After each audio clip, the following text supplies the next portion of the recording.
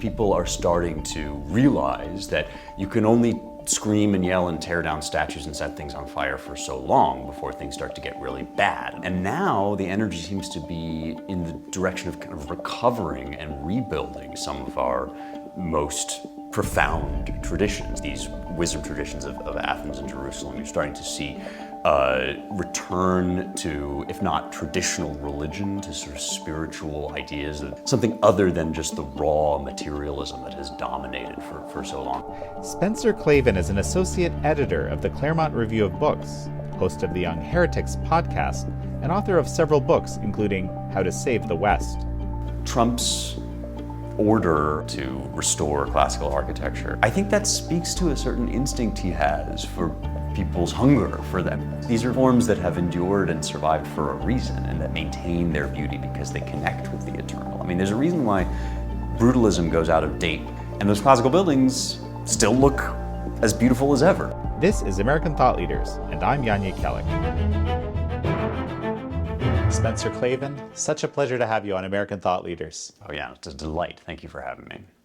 Well, so what really has happened to Western culture? It's a big question. I think, broadly speaking, we are living at a turning point right now. And for most of my life, if not all of my life, we have been in a period of really serious crisis and decline. I think 2020 and the ensuing events were kind of the most dramatic form of this, but in many ways, as other people have pointed out, the riots of 2020 and the disasters of the COVID pandemic and its aftermath were just a final kind of explosion that had been building and boiling for decades and decades and decades. And in my particular domain, which is Western culture, Western arts and literature and philosophy, you really can trace that back at least to the Cultural Revolution of the 60s and 70s. Hey, hey, ho, ho, Western civ has got to go. This really dedicated rejection of our wisdom traditions, especially in schools, especially conspiring directly to kind of miseducate and uneducate young kids and college kids. And I think you saw the fruits of that when America went through one of its biggest crises, perhaps crises in our history, with this kind of outpouring of partisan rage and iconoclasm and what Roger Scruton might have called oikophobia, the fear of everything local and native. And what's really remarkable about that to me is not that it happened. In fact, it seemed pretty predictable that it would go happen at some point given everything that's gone on.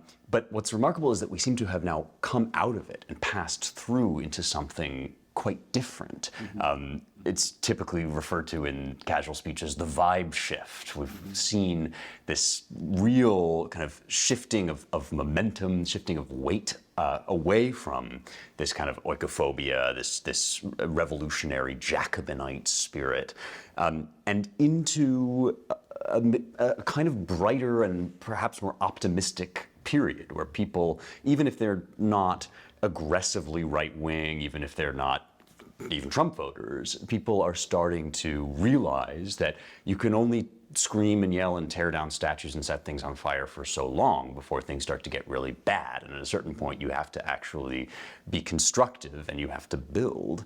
And now the energy seems to be in the direction of kind of recovering and rebuilding some of our most profound traditions, these wisdom traditions of Athens and Jerusalem. You're starting to see return to, if not traditional religion, to sort of spiritual ideas, something other than just the raw materialism that has dominated for so long is coming back, I think, into popularity. Starting to see young men in particular returning to church and to traditional religious services. And you're starting to see a kind of political energy in the direction of pro-Americanism. It's no longer cool to be detached and critical of everything that went before. Now there's a renewed interest in kind of some degree of cultural stability and clarity. And all of this is very much in its infancy, very early days. But I do think that we're passing now into some kind of new era for rebuilding, which is very exciting for me as somebody who's really never lived through a period like this before. That's fascinating. Just very briefly, for the benefit of those in our audience who might not be familiar what you mean by Athens and Jerusalem as being the foundation, just very briefly. Absolutely. Well, this is a concept that we use to understand what we mean when we talk about the West. We throw around this idea of Western civilization so much that sometimes you have to stop and think, well, what actually do I mean by that? We have a vague, I think, kind of sense of classical columns, and maybe the founding fathers are involved, and that people kind of know Western civ when they see it. But when pressed to define it, I like to refer to this idea of Athens and Jerusalem. And these are two great cities of the ancient world, each of them standing in for a major tradition. And when I say Athens, I'm talking about pagan philosophy and classical ideals, questions of virtue and logos, that is reason, what can be best known using merely human reason. But one thing I think that is clearly true is that human reason alone can't get us all the way. And so that's what Jerusalem stands in for, the scriptural traditions, first of the Jews and the ancient Israelites, and then of the Christians who emerge out of Judaism. And that's what Jerusalem stands in for, is that idea of revelation. So with that kind of twin pairing of reason and revelation, you get Western civilization, which then flowers and grows in a million different directions. But those are its sources. So you referenced Roger Scruton earlier, and it made me think, I believe he said something like, as for the definition of Western civilization, we make symphonies. Does it ring a bell? Or I love that, yeah. Yeah, and that's very interesting. It fits very well into your area of interest, which is beauty. I mean, there's something unbelievable. I'm thinking right now of the Mozart's Jupiter Symphony, which is my favorite, which is just this unbelievable thing. Yeah. Right. Yeah. And how did someone even conceive of that? Right. We're sitting in Nashville, and we have this great orchestra here. They just had their concert, an annual concert that is a sort of suggested donation, but it's mainly for the community. And they did Gustav Mahler's Second Symphony, which is called his Resurrection Symphony, which I had never heard before. Mahler was in many ways a tortured and difficult artist. He was sort of a transitional figure between these big kind of Germanic composers like Wagner and some of the modernism that would come later. And the Resurrection Symphony grew out of a reaction to his friend's death. He first composed this smaller piece, which was the first movement of the symphony, although he didn't know it at the time. And it is this funeral march that kind of alternates between triumph and lament. And the kind of soaring movements of it start to break down and be troubled by chaos. And he builds this ultimately into this musical interrogation of chaos and order. And is there life after death? That is, is there some meaning beyond everything that we now see and experience? Or do we just have to ultimately go down to the dust and be abandoned in chaos? And in the hinge of this symphony, in the fourth movement, there is a solo, an alto solo, which is unusual for the time. And it's a poem, a traditional folk song from the kind of German repertoire of folk music. And effectively, the message of the piece is, we are here in our deepest pain, God will give us a light that will lead us out to a new dawn. And then the last and final movement is this grand choral resurrection. And I was sitting there thinking, exactly as you say, not just this piece of music, which is so beautiful, but the centuries and centuries of thought and emotion and feeling and struggle that had to go into creating the culture in which Mahler could produce this work of art and in which it could have meaning. I think that culture is so rich and so ubiquitous. We've all kind of moved through it our whole lives, that we think it just fell out of the sky. We think that everyone has always had these ideas, believed in absolute truth, believed in the good and the beautiful, or that all men are created equal. I mean, all these things that we cite now as if they were kind of common sense. And one thing that studying history really shows you is most people in most times and places haven't believed in these things. In fact, the history of the world generally is quite bleak and full of savagery and barbarism and pain. And it's in the midst of that that we have this thing that we call Western civilization, which consists in these two great sources of reason and revelation.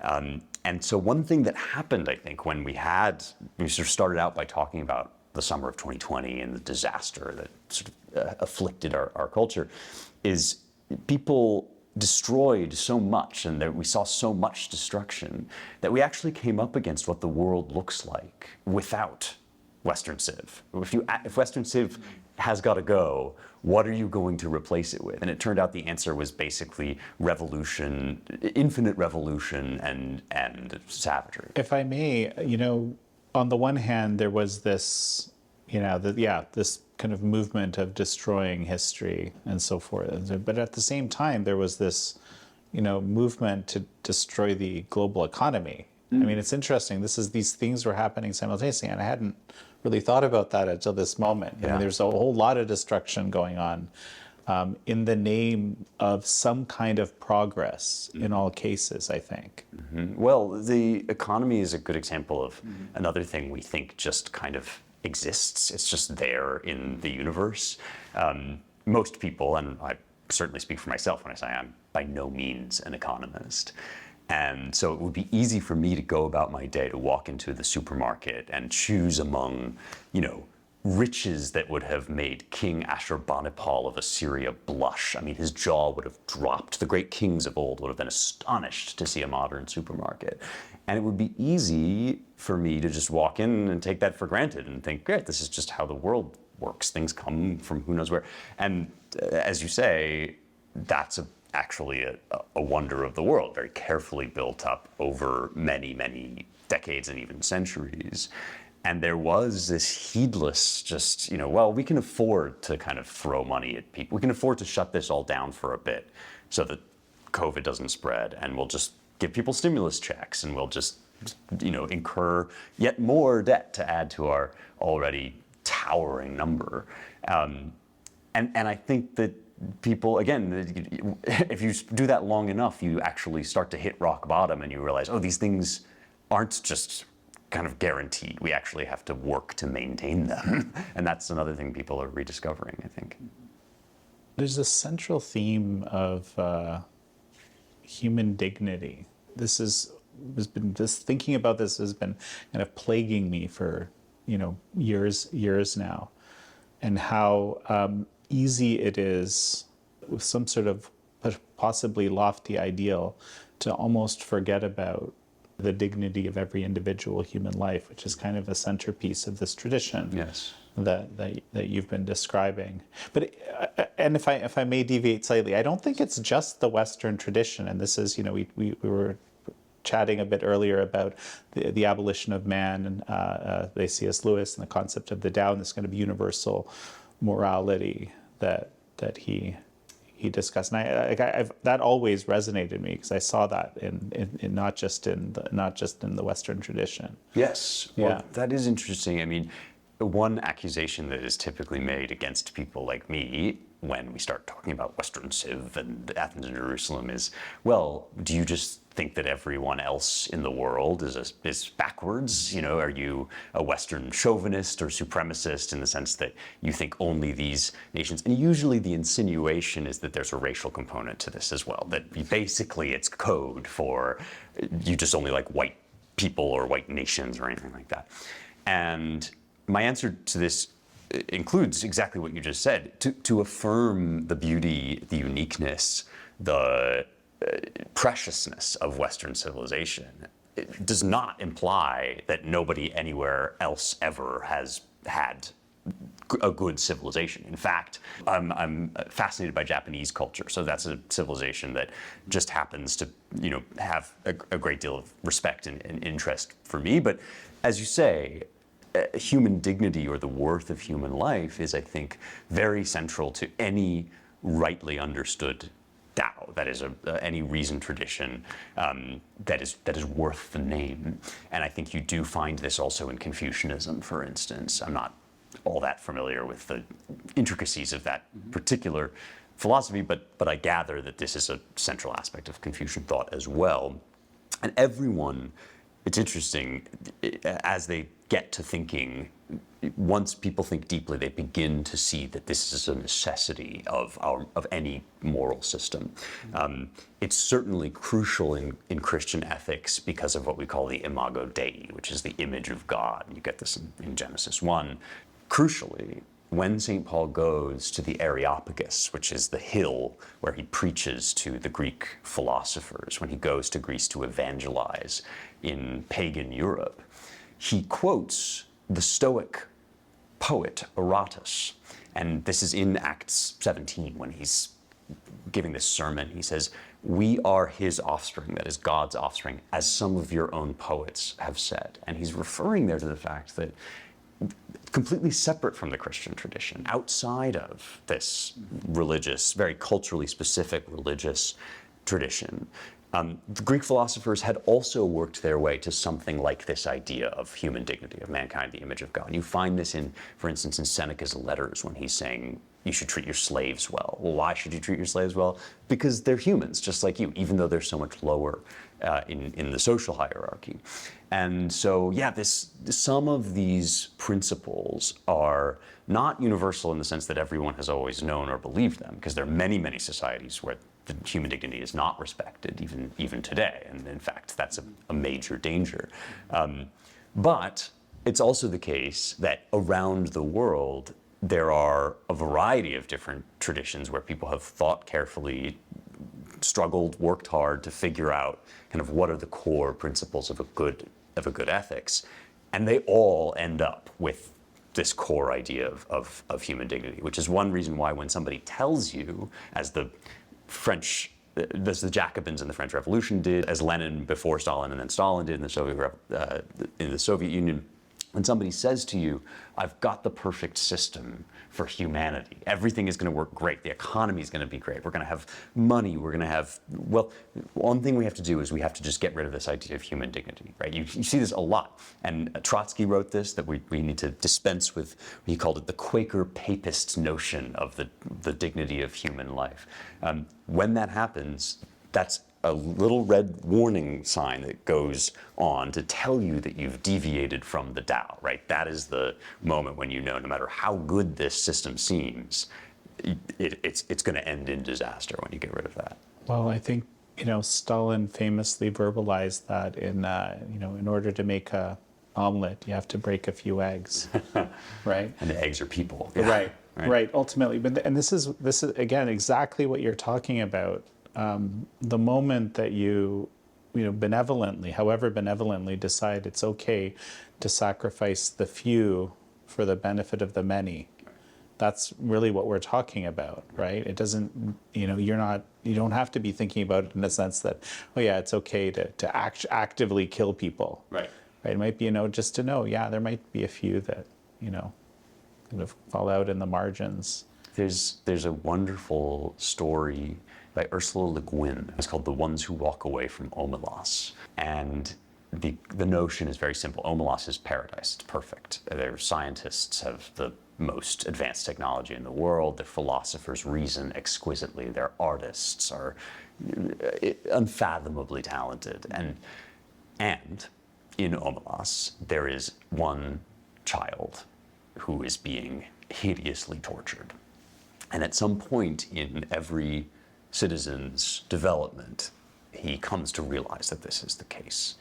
And everyone in Omelas of a certain age knows that all that these people enjoy, all the prosperity of this city, is dependent upon the suffering of this one child. Nobody can quite say how, but we all realize that this is the case. And so, of course, it's called "The Ones Who Walk Away from Omelas" because it's about the few. Most people are happy to go on sort of ignoring this child. but some people walk away. And I think that's kind of in some ways, correct me if I'm wrong, that is kind of the distinction that you're drawing on here. It's the ones who walk away. Well, I'm thinking about the Hippocratic Oath and how, in pursuit of, I don't know, a better approach to medicine, our medical system seems to have, not forgotten about it, but certainly been moving away from medicine based on the Hippocratic Oath, on do no harm. I think there's a huge dimension of this that is about the replacement of virtue ethics with utilitarian ethics. I mean, once you take a metaphysical perspective out of the equation, that is, once you stop including abstract ideals and divine truth in your calculations, you can only reason on the basis of numbers, basically. You can only add up, well, I can save 10 people by killing one person. I mean, it's the classic trolley problem, right, that we're always confronted with. And the classical answer to these sorts of questions is to refer to non-negotiable absolutes, which include things like the dignity of humanity, that this is just not something, even if you can get all sorts of riches out of killing one innocent person, it's still wrong and you must not do it. The modern way of reasoning is to kind of reject all that because it depends on this source of absolute non-negotiable truth. And usually, however you reason it out, that source has to be higher than this material plane. You're going to end up with something like the good or the ideal or God or all these scary words that we don't like to refer to anymore. And so instead, people try to construct systems of ethics out of this merely material plane. Those are always numerical, weighted systems of ethics, because that's what this world presents us with, is all these sort of quantities and tallies. And then very, very quickly, you do start to say things like, well, we can get 5 more utils of happiness. We can get 5 more ounces of the good if we sacrifice one guy over here. It's interesting that you say that we're shifting away from materialism. And I'd like you to kind of qualify that for me. Explain to me how you really see that, because I'm not entirely sure. Yeah. I see it in its entirety. There's certainly been, a political shift in America, but there hasn't been as much of a political shift in Canada, for example, Right. which is my country. Right. I'm curious if this shift in materialism that you're seeing is also reflected somehow in this shift in, perception of the value of the human being. Absolutely. Well, let me put it this way. For my entire life, religion has been in decline, on the wane. And it's been generally understood that this was bound to continue, that this was the way that intelligent people were moving, especially when I was quite a bit younger, in high school or even before. This was the high noon of the new atheism. This is when guys like Christopher Hitchens and Richard Dawkins were all over the press, and they were lauded as sort of the gold standard of intellectual excellence. And my friends and I, who were all aspiring intellectuals of one stripe or another, we also accepted this. We thought, yeah, well, smart people generally don't believe. And once you learn enough about the world and the way it works, it becomes very, very difficult to sustain belief in an immaterial plane, in anything other than atoms in motion. And that assumption, that climate of opinion, is what I think has completely transformed in the last, say, 5 to 10 years. I've been shocked at how quickly it's changed. You're right that it doesn't mean people are now flocking back to church en masse. There is some evidence in the latest Pew study of America that we're getting at least a leveling off of the decline in church attendance. But there's still, relative to older generations, young generations are still pretty spotty in their church attendance and that sort of thing. But on the other hand, you're starting to see more and more people in more and more domains saying, you know what, this sort of secular materialism, it's just not going to hold together. It's just not going to make sense. Ayaan Hirsi Ali was a big turning point here when she published this article saying it's just not going to work. If we want all the lovely things that we've inherited from the Western tradition, like liberal democracy and freedom of the press and so on and so forth, we're not going to be able to sustain them without some kind of grounding in our Christian heritage.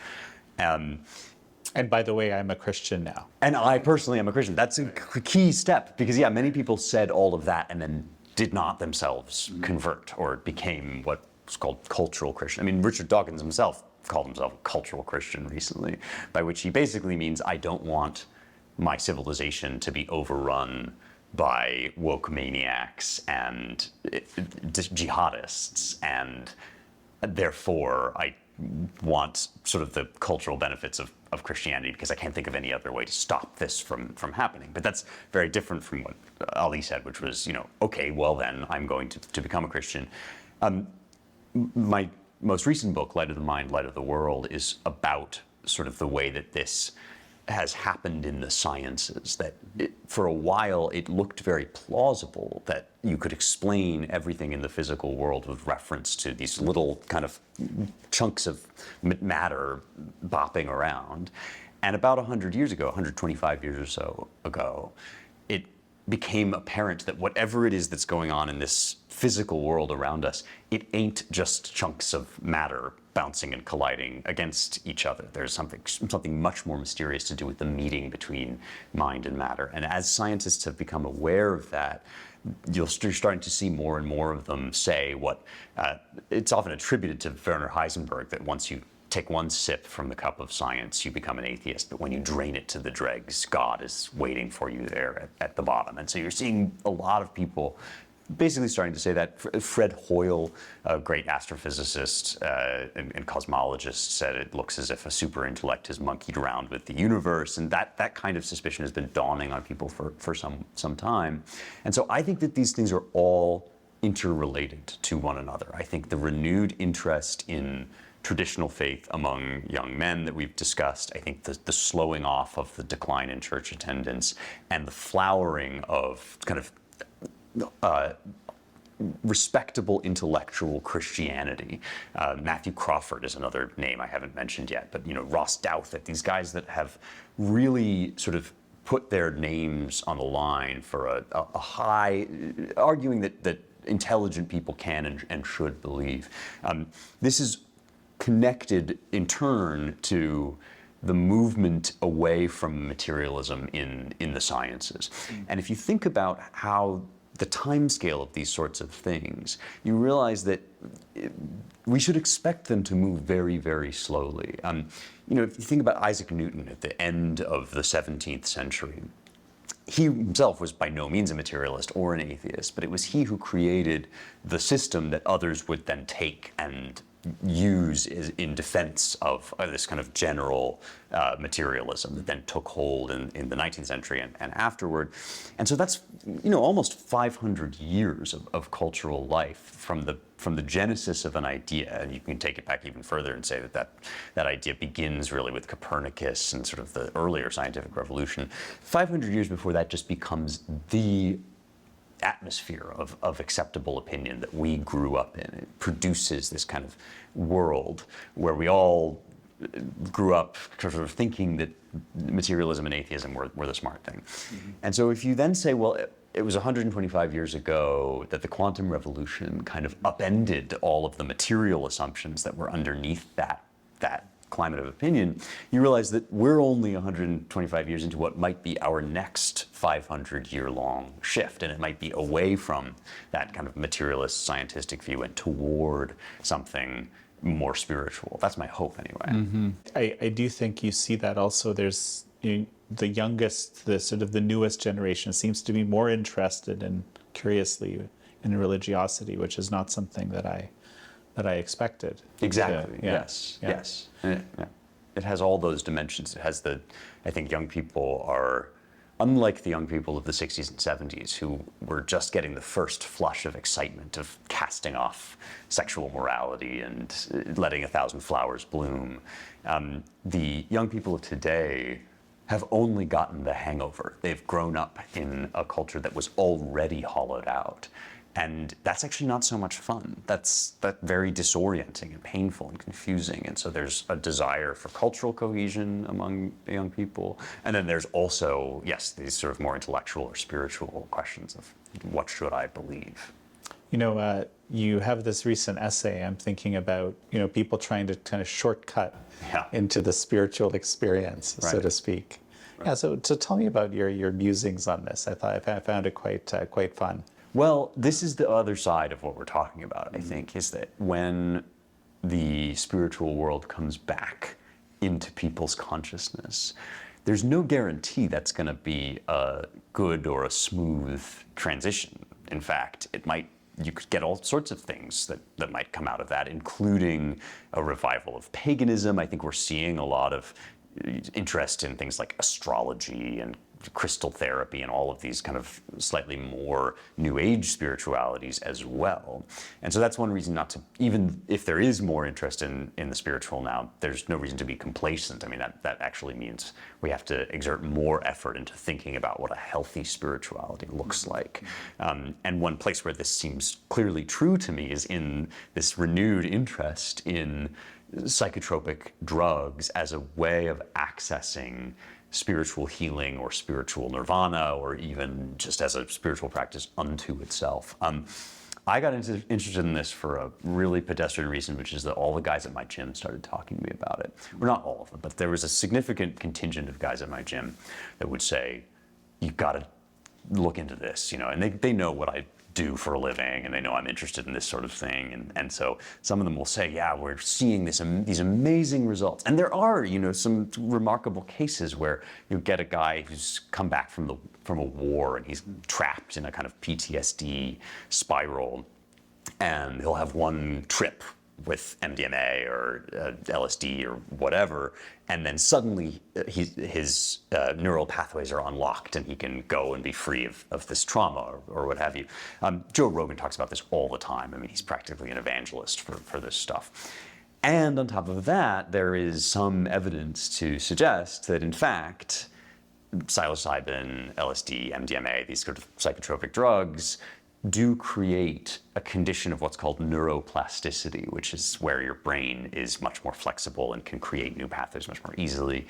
And they create that condition so that you basically go back to your childlike state when you were a kid. We all know it's easier to learn things as kids. Kids learn a lot more, a lot faster. And so you can, hypothetically at least, you can jog the brain out of its normal pathways or unhealthy pathways, and that might give you access, some people will say, to a sort of spiritual plane or to this new, healthier healing. This idea has been around for a very long time. This was part of hippie culture. Ram Dass, who was a big guru in the 60s and 70s and even thereafter, kind of would deal with some of this. He got his start really experimenting on people. People would take drugs and go to church and report on whether or not they've had a religious experience. And there's a wonderful story that Ram Dass told that I think really answers a huge amount of this with kind of devastatingly, because all of this, right, seems very promising. But Ram Dass told a story that he went to his guru, whom he called Maharaji. Neem Karoli Baba, I think was his name. And Maharaji asked Ram Dass for some LSD because he knew that Ram Dass at the time was using LSD as a spiritual practice. And Maharaji takes this big dose of LSD that Das said it would have knocked out anybody else. And he's completely unfazed. But he's having this trip, and Maharaji says, "Oh, I see." He says, "This is only a kind of temporary stimulation of the true path, but the true path is loving kindness. Love is a much stronger medicine." And this is almost identical to a story that Plato tells about Socrates in the Symposium. They weren't taking LSD; they were drinking wine. But in ancient Greece, it was very typical to kind of have these parties and drink wine and just let the wine carry you into a sort of fugue state. And everyone in the Symposium says about Socrates, he can drink, he cannot drink, he can get he can seem to get hammered, he can just chug big vats of wine. He'll never get drunk. And in fact, at one point in the Symposium, Socrates does drink this big pitcher of wine and carries on in the same way, talking about love and beauty and the divine.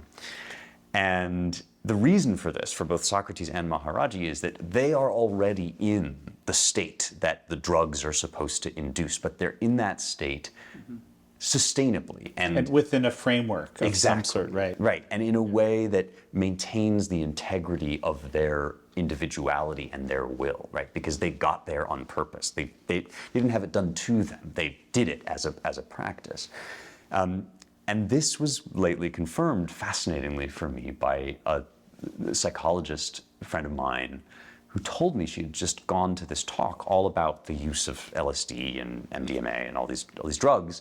And the lecturer said, yes, I've seen various successes, and we have this research, and we know that there's a lot of success.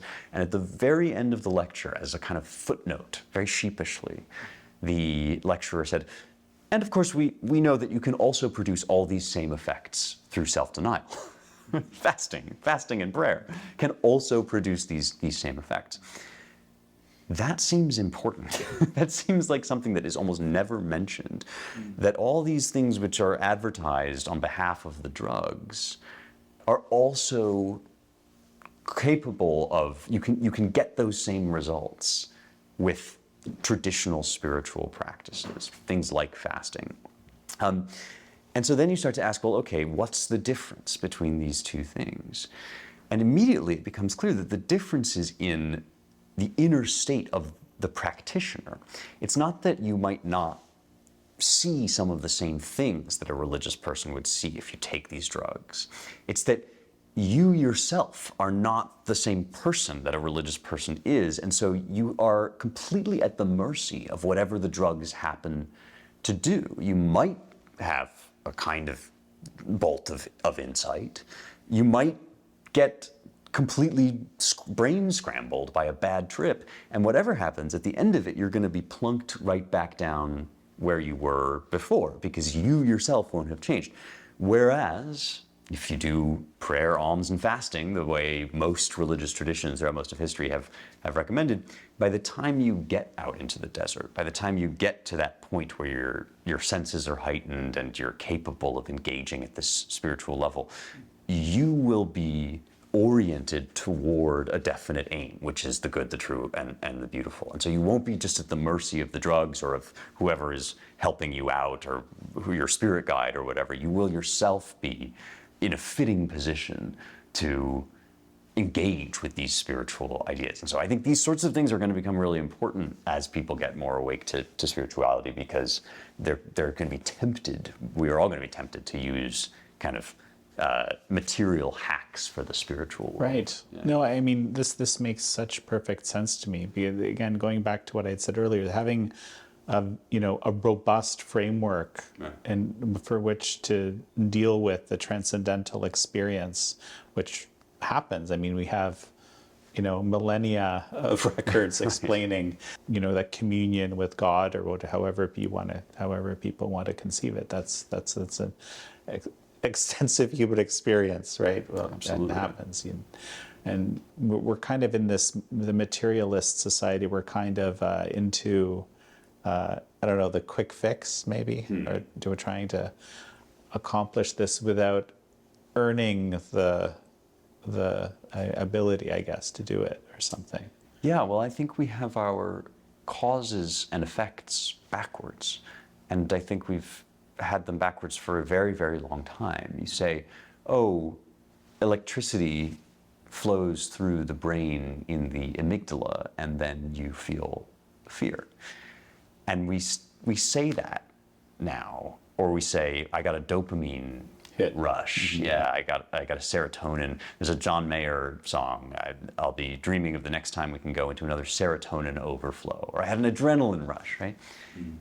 And we don't even think about the assumptions that are behind that kind of language. But the assumption is that the physical thing happens, and then that causes the spiritual experience. But that's just an assumption. Nobody ever proved that or argued for it. All the studies purporting to show it are based on the assumption itself rather than proving the assumption. It could just as easily be, in fact, it seems much more plausible in many ways, that it goes the other direction. It's your fear or your delight or your anxiety or your thrill or whatever that is being expressed materially in your body in this or that way. But the fear is the cause, and the body is the soul is the cause, and the body is the effect. And flipping that on its head changes everything, right? Because if you think that the body is the cause and the soul is the effect, then why shouldn't you take a drug? Why shouldn't you shortcut the spiritual practice with some sort of physical stimulus? And the answer is because, in fact, it's the other way around, because this physical stimulus might produce something, sort of experience that's analogous, but without the same spiritual reality behind it. Well, it seems to me like this comes from the idea that humans are just a kind of animal. Yeah. Yeah. Right? And that's where the logic would stem from, right? Because an animal, there's fear and there's fear and there's a reaction. Or there's certain stimuli which cause the fear, right? Which then cause a metabolic response. And by the way, that animals are just complicated meat computers, right? This idea that an animal is just a box that stimulus goes in and screams come out. And this is an ancient idea. I mean, Epicurus talks about animals this way. And certainly animals are more like that than we are, right? We have clearly a much more nuanced and subtle kind of degree of choice and reasoning than animals have. But it's also completely, there's no reason for us to believe that animals don't have some degree of consciousness and choice and sentiment and sensibility, even souls perhaps. And so even the idea that an animal is just a kind of physical object that produces the impression of sentience is already buying into this assumption. And then the next thing that you say is, well, we are just very advanced animals, and animals are just basically computers or machines. And this, I think, leads directly into the kind of thinking we're now seeing about artificial intelligence, right? That artificial intelligence is going to replace us, that it's become sentient already or will soon. Well, so we remember we were talking earlier, I'm saying, I'm not quite sure this materialism is going away, right? Well, this is exactly the area that I'm thinking about. Or are people impugning I suppose there's people out there who believe that this, general intelligence is going to be the God that we create or something like that. But that's still very materialist in view, right? And well, it's interesting, right? Yeah, I actually think what you said about AGI as a god, artificial intelligence as a god, is really important. People are not saying, "Oh, look at this great tool; it's going to take all of our jobs." They're saying, "Oh, look at this soul made of code, it's going to become our savior," right? There's a religious element to what's going on, even in our programming. And programming itself, interestingly, it's susceptible to scientism. That is, it's susceptible to this idea that science can kind of answer all of our problems. But it's not that susceptible to materialism, which is the idea that the only thing which exists is a kind of is a physical world. I see. Because the code is not, in essence, physical. I mean, it's located in some sort of physical medium, but it is a language. It is ultimately ones and zeros coded somewhere, right? Yeah, but what's a one? Yeah. Right. What's a zero? And these are some of the most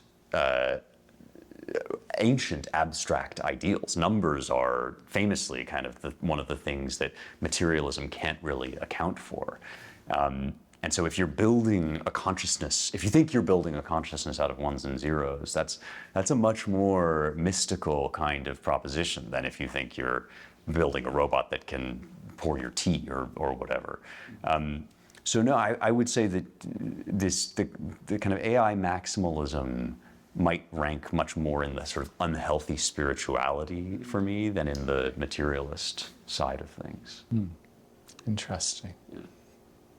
Unhealthy spirituality. Well, there's certainly a lot, I'm sure there's certainly a lot of that. Plenty. I mean, I think we're also seeing it in the return of nature worship, right? The idea that that Earth is more important than man, which is, again, ancient concept. Well, let's talk about this, because every single liberal democracy, I was going to say developed country, liberal democracy has a birth rate that's below replacement. And I've thought about this. This is something I've thought about for a while, and maybe this is one of the few things Elon Musk and I have in common, is that is obviously, in my mind, something terrible. How a society can't believe it's in itself and have a birth rate below replacement, that doesn't make any sense, right? It sort of means that you just don't believe in your future. Yeah. There's a kind of nihilism inherent to it. Yeah. Right. So, and it's everywhere.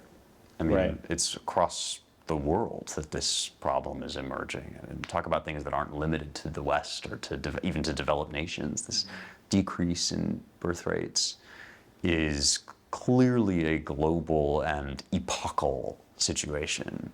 Because there's suggestions that there's chemicals involved, there's sort of physiological reasons, but it seems to me from everything that I've understood that the people are making that choice. Yeah. Even if there's a material component, that must be downstream of the spiritual component. In the same way we were talking about earlier, right? That even if I have no way of knowing whether there are chemicals in the water that cause some of these problems or what have you. But if there are, then we accepted those chemicals because we had already decided to value certain things over others. So even if there's a physical component, it comes first from values and from the spiritual. And it seems pretty clear that whatever else is going on, the loss of the eternal and the loss of the spiritual is behind a lot of this. I know that you've talked to a mutual friend of ours, Catherine Pakaluk, whose book, Hannah's Children, is all about this exact issue, that it's in religious communities specifically, really coherent religious communities, that people seem to be beating this problem, getting beyond the decline in birth rates. Everywhere else, people seem to be coming to the conclusion that it's simply not worth it for one reason or another. And this was something, Edmund Burke says this in the Reflections on the Revolution in France, when he's trying to kind of justify the Ancien regime. He's saying, yeah, there were problems with the monarchy and there was all sorts of excesses, but no regime can really be all that bad where the population is steadily increasing. And he said he basically sets this up as a marker for baseline. That's fascinating. Yeah. I wasn't aware of that, but that makes a ton of sense to me. I think it's very much in line with what you were just saying, that whatever else is going on, if you're not reproducing as a civilization, you're clearly sick in some way, afflicted with something. And I think it is to do with this idea that we don't know what the point is of our existence. If we're not divinely ordained beings with an eternal destiny, then we're just a stain on the earth. We're a kind of drain on its resources. Well, so this fits perfectly into the other thing I wanted to talk to you about, which is just where art has gone over the last however many centuries. Because my sense is that a big part of artistry had to do with, look at these incredible symphonies and various musical compositions that were made. A lot of it had to do with, celebrating the divine. Right.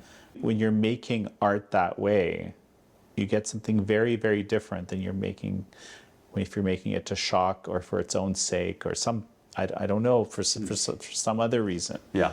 Right? Right. Again, most of the art which we'll be familiar with from the Western classical tradition, is going to be specifically Christian, and so it will have these particular scriptural themes. But that's actually secondary to what you're talking about, which is just the idea that the body and matter and the physical world is imbued with more than itself, that it has meaning beyond itself.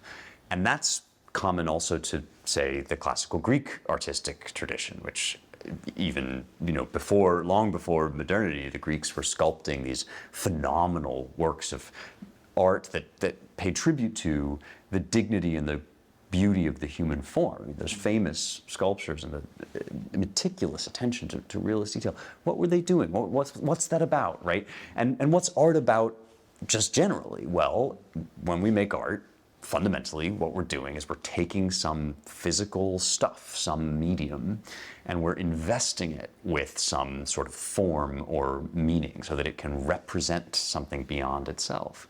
And you do that by chiseling in stone, or you do it by scratching on the cave wall, or you do it by making vibrations in the air, or you do it, any number of ways. But it's all a translation of this material substrate, this stuff that we have kind of all around us. It's all translating that into some kind of idea or depiction or picture of something. What are you going to depict, right? What kinds of things are there in that higher plane?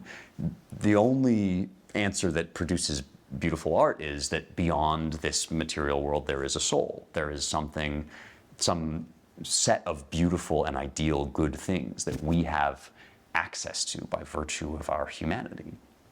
If you don't believe in any of that, you're just molding clay. You're just moving gunk around.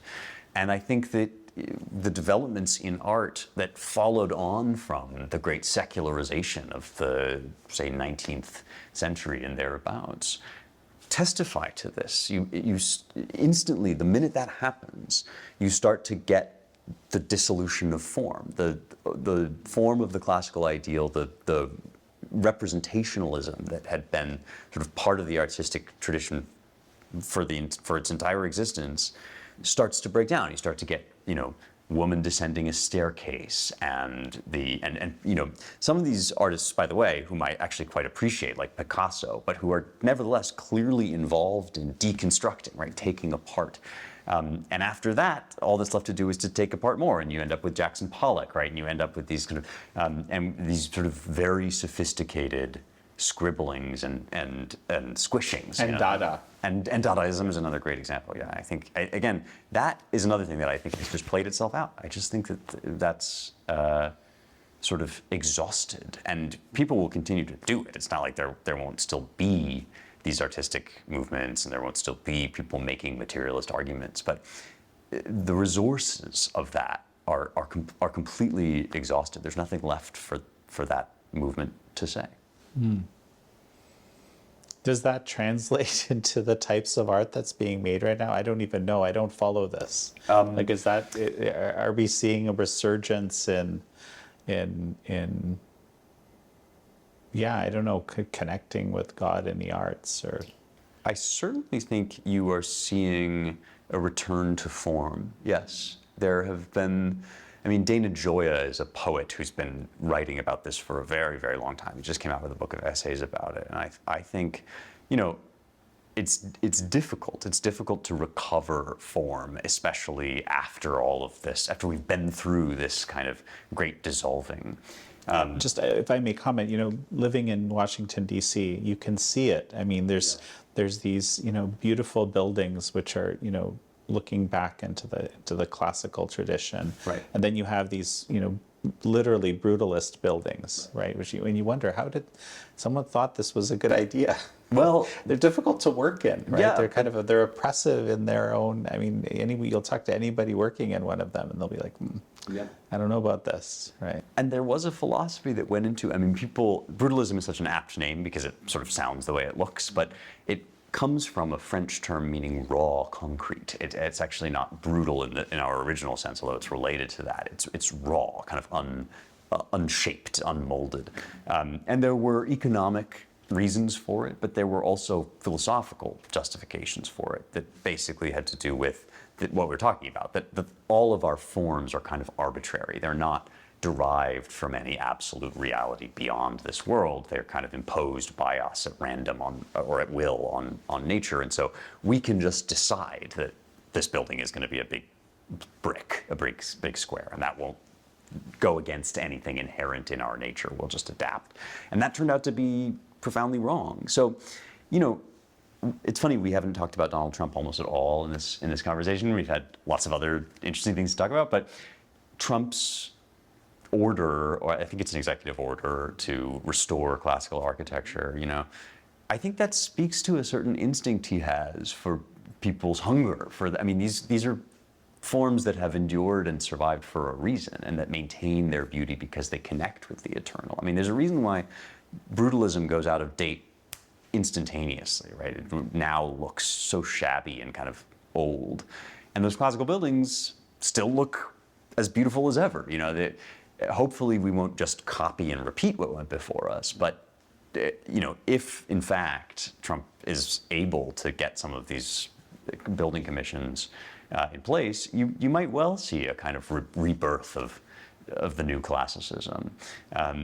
Certainly you're seeing it in writing. I think if you go on Substack and you read the most interesting fiction, a lot of it is kind of based on this idea that we've got to recover form, because otherwise what is there to do?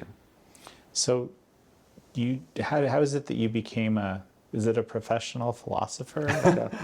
I would never volunteer for that job title, because most people who take it end up either getting killed or exiled.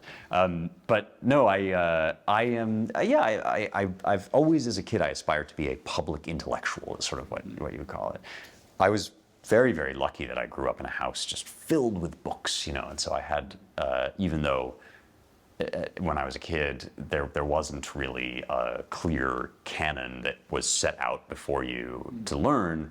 I had my own kind of private canon in the books that I was able to pull down off the shelves, and that led sort of through college and into grad school to the discipline of classics, which is what I got my PhD in. And this is now, it used to be Greek, Hebrew, and Latin. Now it's just Greek and Latin because it's been sort of secularized. But so I did my PhD in ancient Greek music and went through the kind of academic track, and it was at that point that I sort of pivoted away from what would have been the normal thing to do and take a teaching job, something like that. I kind of wanted to speak into the culture a little bit more directly, and I ended up working for the Claremont Institute, which is where I'm an editor at the Claremont Review of Books. And yeah, it's been a really interesting kind of journey, not one that I would have predicted that I would take, but because the world is in such kind of realignment and disarray, it can be a bit challenging, but also very exciting, I think, to kind of build something new. And that's one thing I love about Claremont, is I really think that they're very much involved in that, in the creation of new intellectual centers. Mm-hmm. Well, and you also have a Substack, and where can people find your work? Oh, thank you for asking. Yes, I have a Substack called Rejoice Evermore, based on a quote from a letter of St. Paul's. It's rejoiceevermore.substack.com, and that's probably the easiest place to find everything I do. I write regular essays on many of the topics we've been talking about. In fact, the LSD psilocybin discussion we had was based on a piece there. But I do also have two books, How to Save the West and Light of the Mind, Light of the World, which are on Amazon and Audible and wherever you get your books. And finally, I have a podcast of my own, Young Heretics, which is sort of a weekly introduction to the classics and the great works of the West. I call it The Classical Education You Didn't Know You Were Missing. So that's wherever podcasts are available. Mm. Well, so let's go back to the title of your first book for a moment. And so is the West somehow being saved now? Is this early stages we don't know yet? It's much too early to say it's being saved. Yeah, I don't think that we are necessarily out of the woods by any means, and there's definitely still a lot of transition that I think we have to face. I think the technological changes we are going through are going to reshape our world, are going to continue to reshape our world. And one reason I wrote the book, How to Save the West, is because it's about the things that I hope will endure through all of these material changes. There are 5 crises, which I talk about in the book, and each one is sort of answered by a classical ideal or idea. So just to give an example, in the body crisis, I talk about all of the different ways that people have become comfortable in their own skin. Transgenderism is a big part of that section, but so is transhumanism, the notion that we're going to upload our consciousness to the cloud or kind of become cyborgs or whatever. And so I answer that with the idea of what's called hylomorphism, which is this fusion of body and soul that has always been kind of central to the Western understanding of what human beings are. We are form and matter, body and soul. And so I think, we've talked about all sorts of ways in which the soul is kind of coming back into people's consciousness. But I don't think that's enough to, as it were, save the West. I think that what now has to happen is, in this kind of brave, strange new world, we have to figure out the ways that the human soul can retain its integrity as things like Neuralink and artificial wombs and all sorts of new developments that are coming down the line. As those start to emerge, we've really got to install at the center of our ethics these principles that have sort of stood the West in good stead for a very long time. So I hope and think that first book still it still retains some of its urgency, although I'm more hopeful than I was when I wrote it about the prospects. Wonderful. Final thought as we finish up? Oh boy, well, this has been such a wonderful conversation, and thank you for having me. I would say that one great thing about reading old books, which has been the work of my life, and also the thing that I am always trying to convince other people to do, one great thing about reading old books is you very quickly discover you're not alone. And another thing that we've lived with is this idea that we have to go with whatever just comes out of the news in the last 5 minutes. We're in this constant stream of new crisis, new information, new post on social media. And technology has unsettled us in so many ways. It's easy to feel as if we're facing challenges that nobody's ever faced before. In fact, what's happened is that in the wake of our new technologies, we've been confronted with questions that have been confronted by every generation ever. Deep, profound, universal, eternal human level questions. And the Western canon and the inheritance of the Western civilization exists to maintain and retain the best of what has been thought and said on these very subjects. So if in fact you are feeling disoriented, if you are feeling uncertain, if there's kind of this generalized sense of anxiety, that is a great time, a great moment to turn your phone off, turn your TV off, pick up some of the great books of the past and realize you're not alone. Well, Spencer Klavan, it's such a pleasure to have had you on. Thank you, Jan. It's been a delight. Thank you all for joining Spencer Klavan and me on this episode of American Thought Leaders. I'm your host, Jan Jekielek.